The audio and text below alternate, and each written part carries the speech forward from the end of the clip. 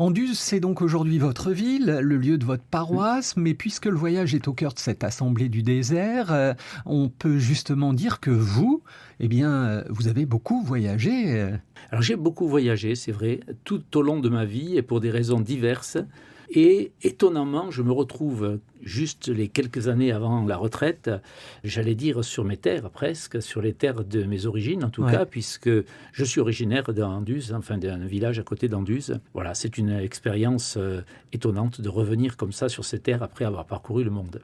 Je crois que le Dieu de la Bible se révèle justement comme étant un Dieu universel, un Dieu qui n'appartient pas à une terre.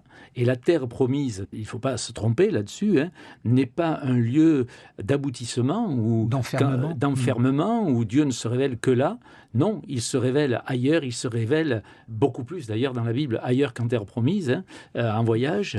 On a un Dieu qui, en permanence, cherche à remettre en question, à ouvrir l'homme à l'altérité, à l'autre, à la différence, lui-même faisant altérité pour l'homme.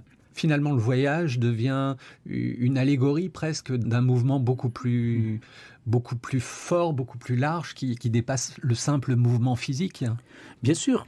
Et on devrait s'en souvenir justement en parlant de la terre promise, qui n'est pas faite, mais pas plus que notre pays, que notre Église, qui n'est pas faite pour qu'on s'y installe définitivement, mais qui est toujours devant nous, qui est toujours là pour nous mettre en mouvement. D'ailleurs, remarquez, quand Abraham arrive en terre promise, on l'a lu, il repart tout de suite. Oui.